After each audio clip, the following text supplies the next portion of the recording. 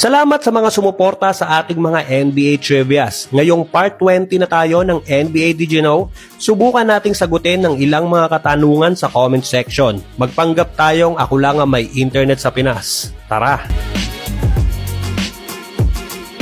Sa tanong na bakit mas sikat ang NFL sa US kesa sa NBA at bakit hindi katulad ng Pinoy na basketball is life, mas nauna kasi naging national sport ang American football kesa sa basketball.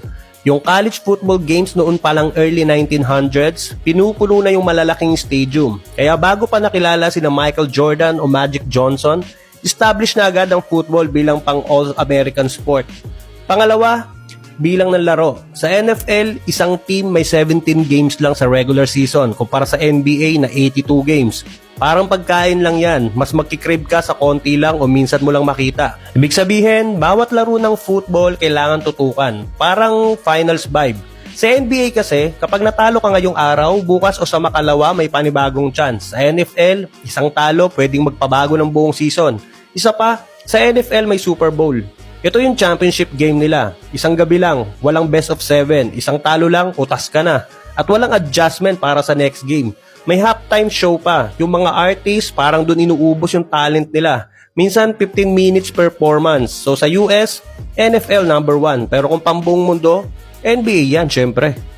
Sa tanong naman na bakit sa FIBA, walang gumagamit ng jersey number 0, 1, 2, or 3. Kasi sa rules ng FIBA dati, ang pagpipilian lang ay jersey number 4 to 15. Ang dahilan nila para sa mga referees. Dati kasi walang digital scoreboard o player tracker.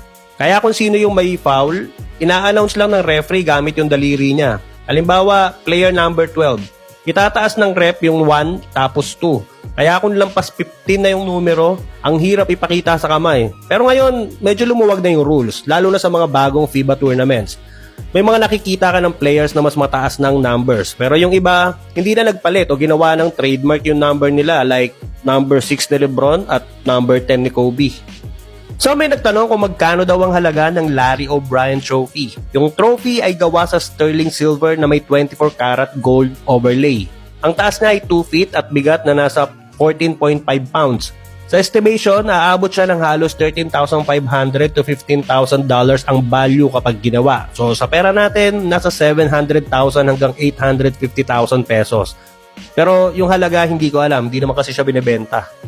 May question din na kung magkaano-ano daw yung dalawang Isaiah Thomas. Ang sagot, wala. So hindi sila senior at junior. Una, yung spelling pa lang magkaiba na. Yung Hall of Famer mula Detroit Pistons ay Isaiah, kulang ng letter A. Samantalang yung mas modern na guard na naglaro sa Celtics at iba pang team ay Isaiah. Pero yung pangalan ni IT, yung mas maliit, binasi talaga kay IT na mas matanda. O diba? Tama na, ang gulo pag-usapan. Ano daw ang difference ng waive at buyout? Simplify natin. Imagine, player ka, may 10 million na kontrata, fully guaranteed. Pag na-waive ka, may 48 hours kang hihintayin o waiver wire kung may ibang team na sasalo ng 10 million mo. Kung wala, babayaran na lang ng team yung 10 million sa'yo tapos papakawalan ka na. Same scenario, pag na-buyout ka naman, yan yung parang binabarat ka na ng team mo. Halimbawa, imbis na bayaran ka ng 10 million para makalaya ka na, susubukan nila makipag-negotiate sa'yo na kung pwede 7 million na lang o 6 million. Matapos lang ang kontrata mo. Tapos, free agent ka na at pwede ka na pumirma ng bagong kontrata sa ibang team. At last, kung ang players daw ay may own team plane sa pagta-travel, saan naman daw ang referee? Well, dahil hindi sila part ng kahit anong team, hindi sila pwedeng makisabay. Ginawa mo naman patrol ng barangay. Sila ay via commercial flights, pero hindi economy. Standard benefit ng NBA referees ang first class ticket. Ibig sabihin, pumipila sila sa airport at nag-check-in gaya ng normal passengers. Pero diretso sila sa first class section, kaya komportable pa rin ang biyahe kahit araw-araw ang lipad. Sagot naman ng NBA lahat, kasama na yung hotel at iba pang travel-related expenses.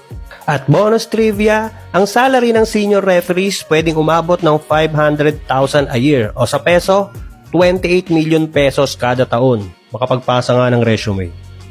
At yan ang ilan sa mga tanong ng mga tropa natin. Hindi ko masagot lahat, pasensya na. Next time ulit. Paki-like naman ang video kung nagustuhan mo at paki-follow or subscribe na din ng ating mga socials, Orange Slam PH, baka naman, para updated ka sa mga susunod pang NBA kwentuhan.